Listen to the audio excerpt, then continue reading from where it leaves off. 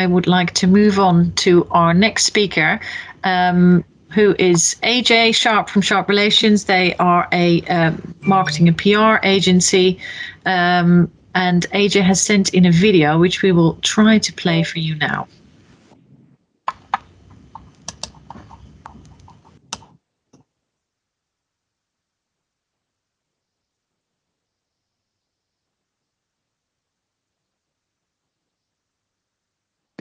Hello, and thank you to Floortje and the team at Producing Kent for inviting me to speak here today.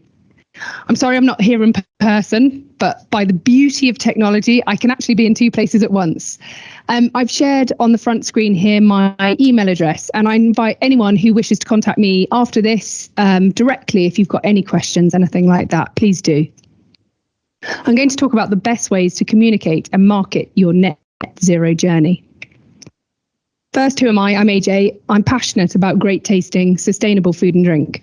My mission is to help good businesses to grow by telling their story. I know good food. I've been a judge for the Great Taste Awards for 7 years and a member of the Guild of Food Writers too, often judging for their annual writing awards as well. After graduating, I started in food and drink PR and rose quickly to director level at one of the leading London food and drinks PR agencies. But it was the startups and the SMEs and the ambitious brands that always captivated my attention. So about 11 years ago, I moved home here to Kent and founded Sharp Relations. Today, Sharp Relations is an award-winning specialist food and drink communications agency, offering free-range, big brand thinking to ambitious, sustainable food and drinks businesses. Our results drive incredible growth for our clients. I've played an active role in Pink's No Food Wasted Forum, which recently conceived and launched a groundbreaking food waste reduction app called Food Loop. Today, I'm going to cover 4 separate topics. Some insights on consumer trends. Going to talk about communicating the benefits, not the product. Talk about knowing your target market inside out and how to keep current. I've pulled here some insights from Kantar. They're based on 2021 figures, and their findings divide consumers into 3 main types. You have eco-actives. These consumers are highly concerned about the environment. They're taking action to reduce their impact. They feel an intrinsic responsibility to be more sustainable, highly aware. We can see on the graph on the right-hand side that the eco-actives are a fast-growing sector, from just over 1/5 of households in 2019. So that's 21% up to 29% in 2021. This 8% increase means eco-actives now make up nearly 1/3 of the UK household share. Eco-considerers, shoppers who are worried about the environment and are taking some action to reduce their impact, but not as much as the eco-actives, their biggest barriers are convenience and price. You can see here on the chart on the right-hand side that they are the biggest growth area in 2021. Obviously, we don't have the stats yet for 2022, but right now we know eco-considerers make up the largest proportion, 41% of UK consumers. Eco-dismissers are declining fast, having dropped 9% of household share in the last 2 years. These shoppers have no interest in the environment and are taking no steps to reduce their impact. They either lack awareness or do not believe that they can make a difference. The categories with the strongest appeal to eco-actives have been dramatically outperforming the market over the past decade. This bar chart shows the percentages of take-home FMCG sales in categories with the strongest over-index with eco-actives. You can see here that total FMCG grew on average to 3% over the past decade from 2011 to 2021. Chilled vegetarian grew the highest at 14%, 11% growth above the mean. We've seen this with the huge rise in plant-based foods over the last couple of years. I personally think that the surprisingly high stats for peanut butter at 11% is likely to have been driven by the wave of people looking for plant-based protein alternatives. When it comes to marketing your product or services, we need to understand how to meet consumer needs. And to do that, we need to understand which aspects of sustainability matter to them. UK consumers were asked for their top 3 environmental concerns. You can see that plastic waste remains the biggest issue for UK consumers for the 3rd year in a row, with 48% of respondents putting this top. Second, climate change at 42%, deforestation 34%, air pollution 31%, extinction of species 29%, and food waste comes in at just 26%. I do wonder how much that will grow and change in 2022. So is motivation alone enough? The answer, I'm afraid, is no, it isn't. Just because someone wants to shop sustainably, it doesn't mean that they are able to make that choice. We see here that 62% of people trying to buy environmentally friendly packaging, but actually only 29% of people regularly avoid plastic packaging. That's a gap of 33% who say they want to, but aren't actually changing their purchasing behaviour. Put simply, these products are either too expensive or not convenient. We know these products are in large out-of-town supermarkets a lot. But what if you live in a town and you don't drive and your main source for grocery shopping is the local convenience store on your road? How do these people access these more sustainable products? This insight is taken from Black Swan data, also relates to 2021. 27.5 million conversations about plant-based eating were analysed from UK households. And you can see across the bottom the way the conversational trends have been documented. The range starts from dormant to emerging conversations, which are growing positively, then mature topics, declining, and fading. Just to zoom in here so you can see what I can see, we found it fascinating that under declining came sustainability, eco-friendly, climate change, environmental awareness, environmental protection, CO2 emission, carbon footprint, environmental concerns, along with phrases and conversations around carbon neutral, water consumption, and carbon offsetting in fading. Why on earth in 2022 or 2021 actually are these conversation topics appearing to decline and fade? This is where we need to be very careful when we're considering insights. This graph shows growth. Just because there isn't huge growth on these conversations, it doesn't mean that they aren't significant, and it doesn't mean that they don't still take an enormous share of voice, which they do. The conclusion we drew is that people are no longer searching for more information about sustainable products and foods because A, it's now expected that businesses will be making significant efforts to be as sustainable as possible, and B, the marketing has got better. The messaging is more values-led. People do not need to search out the products which are plant-based or sustainable because the marketing is doing a better job of conveying that message. What do these insights really mean? More consumers care about the environment than ever before. Well, we know that price and convenience remain top of the list of factors affecting behavioural choices of these consumers. Target your messaging to the eco-actives and eco-considerers. You won't re-educate the eco-dismissers. The time has passed for educating people on climate change. The awareness is there. It's time to focus on the benefits of your sustainable brand or product range, not the fact that you are sustainable. Messaging. I found this definition last night from a company called Hinge and thought it defined messaging really nicely. Messaging provides the words that help customers and prospects understand a firm's value, why it's useful, and values what it believes in.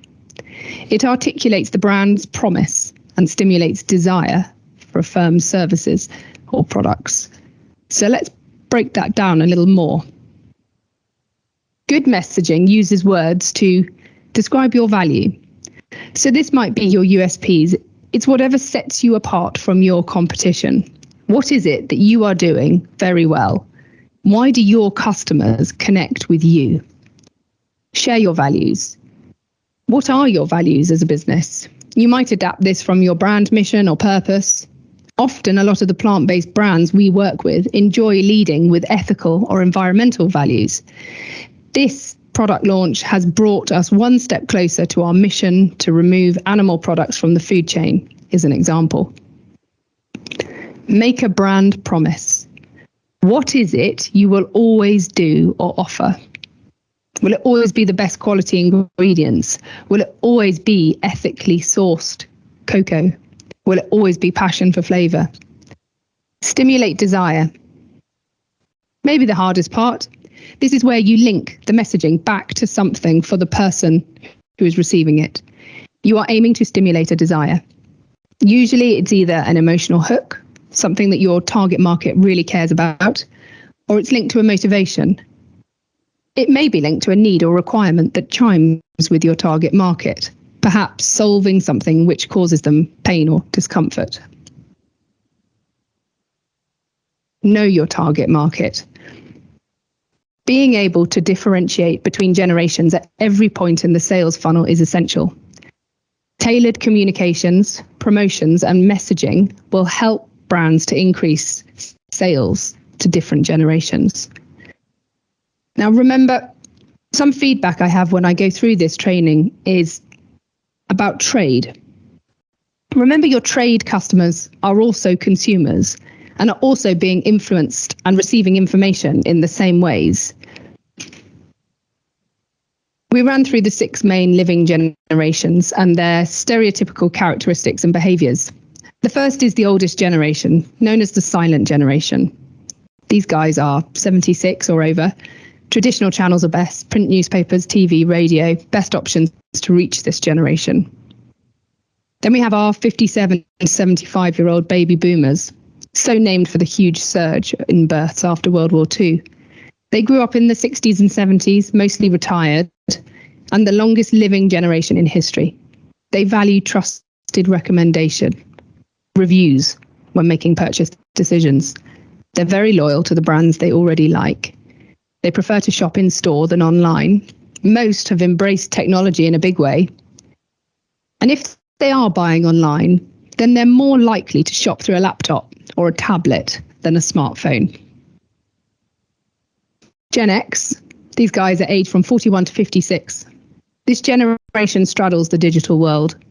They grew up when technology was advancing fast, but it wasn't readily available. They have high brand loyalty, but they're quicker to change than boomers. Great spending power, but they tend to be more careful and cautious than subsequent generations.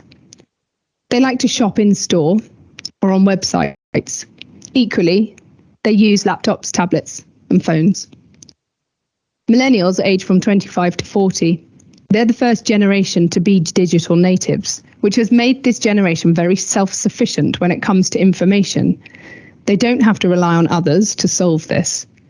Last year, millennials officially overtook baby boomers as the largest adult generation in the UK. They enjoy shopping. They see it as a social activity, more so than earlier generations, and they are genuinely omnichannel. They use Amazon more than any other generation. They're happy to use chat bots, listen to videos for information. They don't mind it not being a person, but they are more likely to be annoyed if the information isn't there for them. And Gen Z, they're aged from 9 to 24. This group has never known life without technology. They're ambitious, digital native, and confident. Ranges from primary school age all the way up to young professionals. And they will choose an independent store over a chain store. They place high importance on brand ethics, corporate responsibility, even more so than millennials. Out of all the generations, they're most likely to shop via social media.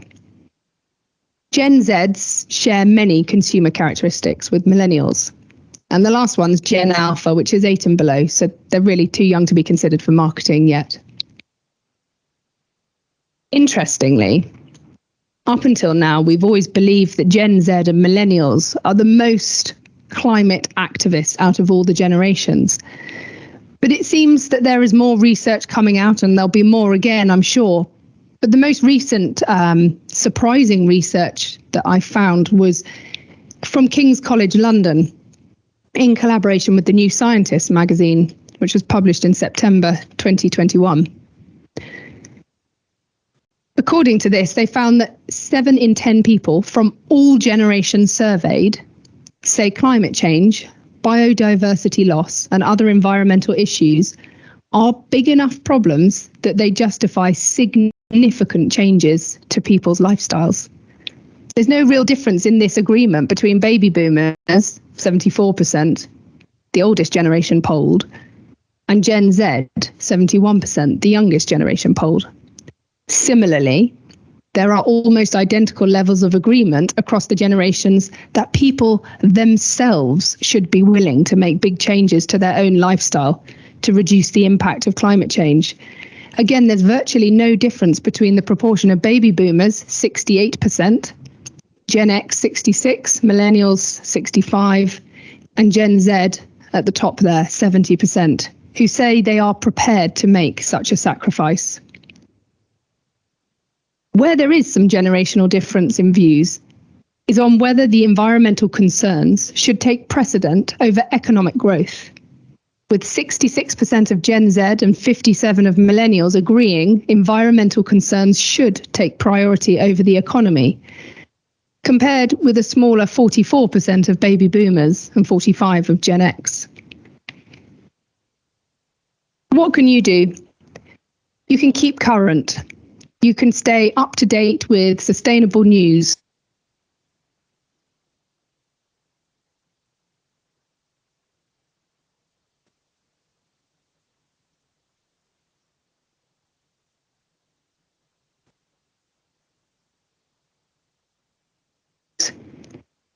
What is possible is changing all the time, which is exactly the reason that conferences like this are so important.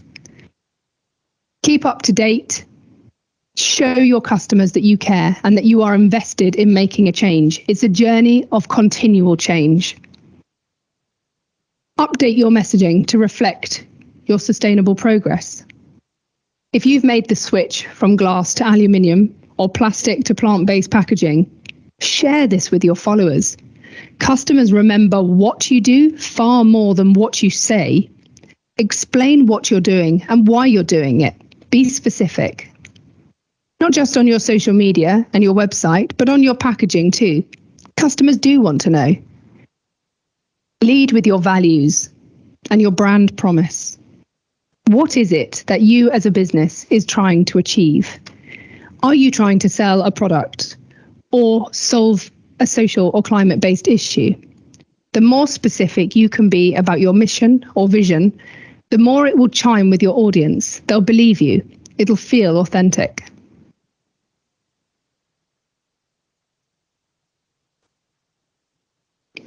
Be authentic. While it's really important to let customers know that you're a sustainable company and your product is using sustainable practices, it's important not to greenwash them, which is pretending you're more sustainable than you are. There's also a fine line between going completely overboard on your green messaging and not talking about it at all. Try to look at your product objectively through the eyes of a buyer or consumer. Does it overwhelm with stats and facts? Or is there actually no substance to your claims?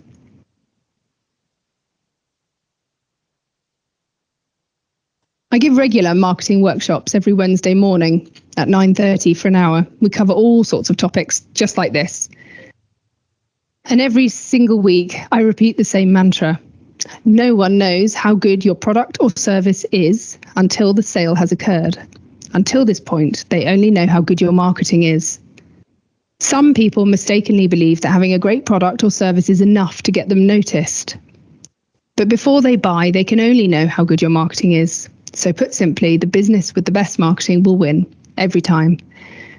Don't continue to do what you've always done if it isn't working for you. And finally, please feel free to get in touch. Completely genuine offer. I'm always happy to have an informal chat with anyone about their strategy, about their why, their purpose. Have you got your messaging right? Anything like that. Just completely, we'll sit down, we'll have a coffee and we'll chat it over. I'm here to help, and my email address is on the slide now, aj@sharprelations.com. If you have any questions, I'm sorry I'm not here live to answer them, but if you have any questions, please do ping them over to me. I'd be very happy to answer them, and equally happy to set up a call if you want to discuss any of the issues, anything that we've talked about today in more detail. But otherwise, that's me wrapping up. So thank you so much for your time, and thank you so much for listening to me, and thank you to Floortje and the team at Produced in Kent for inviting me to speak today. I hope the rest of the conference goes really well. Thank you so much. So tempting to ask her a few questions, but she really is only with us virtually. So please send in your questions by email, or just type them in the chat box, because we will collate all the questions at the end of the event and forward those who haven't been answered to the presenters, and you'll get an answer back.